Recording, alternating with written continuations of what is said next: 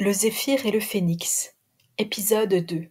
La diseuse de bonnes aventures, série littéraire. Un coup de foudre, je crois. J'en suis même certaine. Toutes les fibres de mon être en vibraient de la même force, irradiées par la puissance du feu descendu sur terre. Et, oups, c'est peut-être là que le délire avait commencé, à nous faire croire que recevoir un coup de foudre, c'est sympathique. Non, en réalité, je vais vous le décrire de l'intérieur. Cela revient à se faire griller une part de soi, de son identité, et cela force à se tendre tout entier vers l'autre, dans le vide de son intériorité, afin d'essayer de vivre l'idylle complaisante du nous sommes des moitiés de l'un et de l'autre.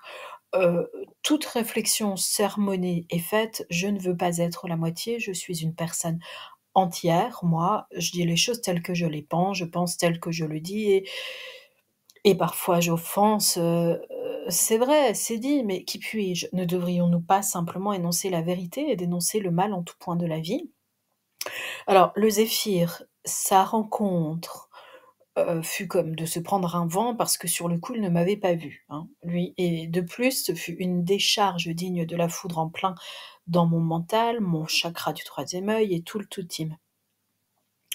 Heu, on parle encore d'amour dans cette situation où l'un est blessé et immobilisé dès la première seconde? Faut croire. Alors, faut croire, c'est une expression à utiliser dans tous les sens du terme, bien sûr. Il faut le croire, c'est nécessaire de le croire. Pour qui? Pourquoi? Et il faut croire, il est obligatoire d'y croire. La croyance en quoi et en qui, je vous le demande, moi, l'athée? Zéphyr, il a son côté sympa et doux, enfin presque avec tous ceux qu'il connaît et puis avec les personnes inconnues, eh bien bon attendez, que je me rappelle bien de ce qu'il s'était passé. Ah oui, non, ce n'était pas qu'avec moi. Attendez, non, non, c'est ça. Ce n'était qu'avec moi qu'il avait été particulièrement distant, détaché, non intéressé, au-delà de la simple formule de politesse. Ah oui, heureusement qu'il me reste un petit morceau de mémoire à défaut de dignité. Ah! Bon, vous savez, moi, si je suis le phénix, c'est que je renais de mes cendres, donc de ma mort, donc je ne me promets pas forcément non plus à moi-même la plus belle, longue vie en respect de soi. C'est la fonction qui définit le rôle, dirait-on. Zéphyr, les amis, les connaissances et moi sommes allés, donc au restaurant, soirée organisée de main de maître par une amie commune, heu, dont j'apprendrai par la suite non, je ne vous livre pas tout, tout de suite. Le restaurant, ah, plutôt chic. Entraînant et roboratif pourtant. Bon, chacun pouvait avoir son plat personnel, ce qui est assez classique, me direz-vous, mais l'on pouvait encore apprécier de goûter à des plats communs à notre table, un concept que je ne connaissais pas et qui fut assez, ma foi, gourmand. Bon, par contre, évitez de passer sur la balance à la sortie parce que, par définition, vous aurez dépassé les limites de l'ordinaire.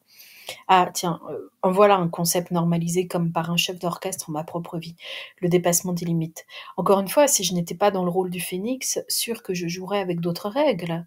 En tout cas, je n'ai jamais eu la grâce du déshonneur de la psychose inversée, au point de vouloir devenir pompier, par exemple. Pompière. Pompe, hier. Ah oui, ça m'a pompé hier, je dois le dire. Bon, rien qui n'allait comme je le voulais. C'est dans l'étape des renaissances après les cendres, pas un carnaval forcément tous les jours, en fait, hein. À bientôt pour la suite. Envie de me lire, de me découvrir autrement au fil de ma plume? L'odeur de la pluie sur les fleurs d'acacia est un roman qui pourrait vous ravir. Vous pouvez le trouver en achat en ligne, notamment chez BOD, Books on Demand. À bientôt.